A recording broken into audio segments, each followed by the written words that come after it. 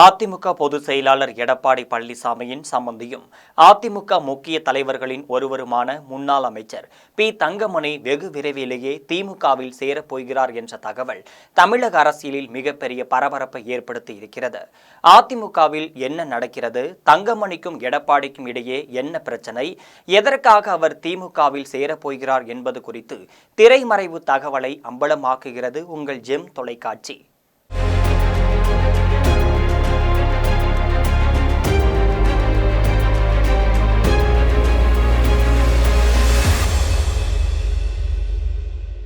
நாமக்கல் மாவட்டம் பள்ளிப்பாளையம் அருகே உள்ள ஆலப்பாளையத்தைச் சேர்ந்தவர்தான் பி. தங்கமணி.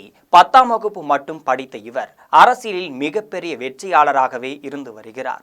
நாமக்கல் மாவட்ட அதிமுக செயலாளரான இவர் கடந்த 2006ஆம் ஆண்டு திருச்செங்கோடு சட்டமன்ற தொகுதியில் அதிமுக சார்பில் போட்டியிட்டு வெற்றி பெற்றார். பின்னர் 2011ஆம் ஆண்டு குமாரபாளையம் சட்டமன்ற தொகுதியில் வெற்றி பெற்று எம்எல்ஏவாக பதவியேற்றார். அப்போதைய அமைச்சரவையில் தொழில்துறை அமைச்சர் பதவி அவருக்கு வழங்கப்பட்டிருந்தது. இதனைத் தொடர்ந்து 2016ஆம் ஆண்டு நடந்த சட்டமன்ற தேர்தலில் மீண்டும் குமாரபாளையம் சட்டமன்ற தொகுதியில் வெற்றி பெற்று மின்சாரம் மற்றும் மதுவிலக்கு ஆயத்தீர்வைத்துறை அமைச்சராக பணியாற்றி வந்துள்ளார். இதேபோல கடந்த 2021ஆம் ஆண்டு நடைபெற்ற சட்டமன்ற தேர்தலிலும் அதே குமாரபாளையம் தொகுதியில் இருந்து அதிமுக சார்பில் போட்டியிட்டு வெற்றியும் அடைஞ்சிருக்காரு. இதனைத் தொடர்ந்து வெற்றிகளை பெற்றதன் மூலம் நாமக்கல் மண்டலத்தில் முன்னாள் அமைச்சர் பி. தங்கமணி செல்வாக்கு பெற்றவராகவே திகழ்ந்து வந்திருக்காரு. முன்னாள் முதல்வர் ஜெயலலிதா மறைவிற்கு பின்னர் எடப்பாடி பழனிசாமி அமைச்சரவையிலும் அதே துறைகளில் பணியாற்றி வந்தவர் தான் தங்கமணி. இது மட்டுமல்லாமல் எடப்பாடி பழனிசாமிக்கும் தங்கமணி சம்பந்தி முறையில் உறவினர் ஆவார். இதன் காரணமாகவே இருவரும் மிக நெருக்கமாகவே இருந்து வந்திருக்கின்றனர். அரசியல் நிலவரம் குறித்து தங்கமணியின் ஆலோசனைகள் அனைத்தையும் எடப்பாடி பழனிசாமி ஏற்றுக்கொண்டு செயல்படுத்தி வந்ததாகவும் கூறப்படுகிறது. இந்த நிலையில்தான் கடந்த 2021ஆம் ஆண்டிற்கு பிறகு இவர்களது உறவில் விரிசல் விழ தொடங்கியிருக்கிறது. கடந்த 2021ஆம் ஆண்டு டிசம்பர் மாதம் 15ஆம் தேதி தங்கமணி வீடு உள்ளிட்ட பல இடங்களில் லஞ்ச ஒழிப்பு போலீசார் சோதனை நடத்தியிருக்கின்றார்கள். அந்த நெருக்கடியான சமயத்தில் பழனிசாமியிடம் இருந்து பெரிய அளவில் எந்த உதவியும் கிடைக்கவில்லை என்று சொல்லப்படுகிறது. பேரளவிற்கு ஒரு கண்டன அறிக்கை மட்டுமே எடப்பாடி பழனிசாமி கொடுத்திருந்தார். இதன் பெயரில் முதற்கட்டமாக எடப்பாடி மீது தங்கமணிக்கு கோபம் ஏற்பட ஆரம்பித்திருக்கிறது. இதற்கிடையே கடந்த நாடாளுமன்ற தேர்தலில் பாரதிய ஜனதா கட்சியுடன் கூட்டணி இல்லை என எடப்பாடி பழனிசாமி முடிவு எடுத்த சூழ்நிலையில்தான் தங்கமணி சார்பில் பாரதிய ஜனதா கட்சியுடன் கூட்டணி வைக்க வேண்டும் என ஆலோசிக்கப்பட்டதாகவும் சொல்லப்படுகிறது. இந்த யோசனைகளை தனிப்பட்ட முறையிலும் எடப்பாடி பழனிசாமியிடம் தங்கமணி தெரிவித்து இருந்தார் என்பது சொல்லப்படுகிறது. இதனால் அதனை எடப்பாடி பழனிசாமி ஏற்றுக்கொள்ளவில்லை என்றும் சொல்லப்பட்டு வருகிறது. இது மட்டுமல்லாமல் பிரதமர் மோடியை சந்திப்பதற்காக எடப்பாடி பழனிசாமி டெல்லி சென்றபோது சமீபத்தில் திருச்சி வந்த பிரதமர் மோடியை வரவேற்ற போது தங்கமணிக்கு அழைப்பு விடுக்கவில்லை என்று சொல்லப்படுகிறது. இது மட்டுமல்லாமல் பாரதிய ஜனதா கட்சியுடன் கூட்டணி வைக்க வேண்டும் என்ற ஆலோசனை சொல்லிய தங்கமணி உள்துறை அமைச்சர் அமித்ஷா கலந்து கொண்ட கூட்டணி அறிவிப்பு நிகழ்வில் கூட எடப்பாடி பழனிசாமி அழைக்காமல் புறம் தள்ளினார் என்பது முக்கிய பிரச்சனையாகவே பார்க்கப்பட்டு வந்தது. இதற்கிடையே தான் பி. தங்கமணி ஓ. பன்னீர்செல்வத்திற்கு ஆதரவாகவும் செங்கோட்டையனுக்கு ஆதரவாகவும் செயல்படுவதாக சிலர் எடப்பாடியிடம் போட்டுக் கொடுத்து இருக்கிறார்கள். இதனால் எடப்பாடியும் தங்கமணியுடன் பேச்சுவார்த்தைகளை நிறுத்த தொடங்கினர்.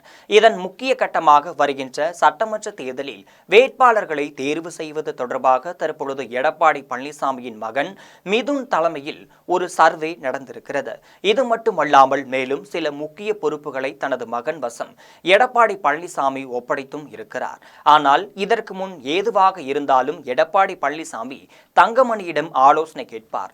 ஆனால் இப்பொழுது தங்கமணியை புறக்கணித்துவிட்டு தனது மகன் மீது நம்பிக்கை வைக்க தொடங்கி இருக்கிறார். இதுவும் மிகவும் தங்கமணிக்கு அதிருப்தியை ஏற்படுத்தி இருப்பதாகவும் சொல்லப்படுகிறது. இது மட்டுமல்லாமல் கடந்த மாதம் பிப்ரவரியில் முன்னாள் முதல்வர் ஜெயலலிதா பிறந்த நாளை முன்னிட்டு சென்னையில் அதிமுக நடத்திய பேரணியில் கூட தங்கமணி கலந்து கொள்ளாமல் புறக்கணித்திருக்கிறார்.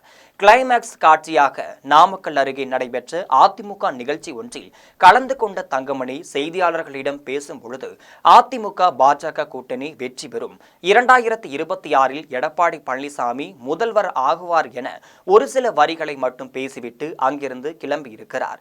இதேபோன்று திரைமறைவில் எடப்பாடி பழனிசாமிக்கும் பி தங்கமணிக்கும் ஒத்துப்போகாத சூழ்நிலைகள் ஏராளமாக நடைபெற்ற வண்ணம் இருக்கின்றனர்.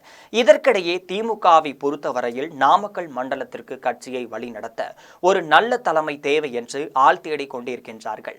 தற்பொழுது நாமக்கல் கிழக்கு மற்றும் மேற்கு மாவட்ட பொறுப்பாளர்களின் செயல்பாடுகள் திமுக தலைமை இடத்திற்கு பிடிக்கவில்லை.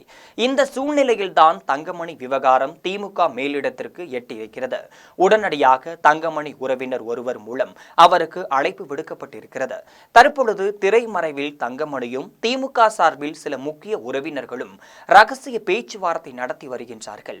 உச்சகட்டமாக திமுகவில் இணைந்தால் வருகின்ற தேர்தலில் தொகுதி ஒதுக்கப்பட்டு அமைச்சரவையில் பதவியும் தரப்படும் என உச்சகட்டமான தகவல் தெரிவிக்கப்பட்டிருக்கிறது. எனவே விரைவிலேயே அதிமுகவின் நம்பிக்கை நட்சத்திரமாக செயல்பட்ட பி தங்கமணி திமுகவில் சேருவார் என பேசப்படுகிறது.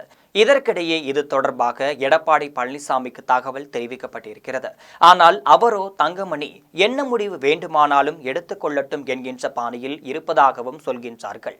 அதே சமயம் தங்கமணியை எந்த சூழ்நிலையிலும் இழந்துவிடக் கூடாது என அதிமுக தலைமை நிர்வாகிகள் எடப்பாடி பழனிசாமியிடம் பேசி வருகின்றார்கள். எது எப்படி இருந்தாலும் எடப்பாடி பழனிசாமியுடன் மிகப்பெரிய விரிசல் விழுந்து விட்டதால் அந்த ஓட்டை மீண்டும் அடைப்பதற்கு தங்கமணி முன்வரவில்லை என்று சொல்லப்படுகிறது. எனவே அடுத்த கட்டமாக அவர் திமுகவில் சேரும் திட்டத்தில் இருக்கிறார் என்று தெரிய வருகிறது.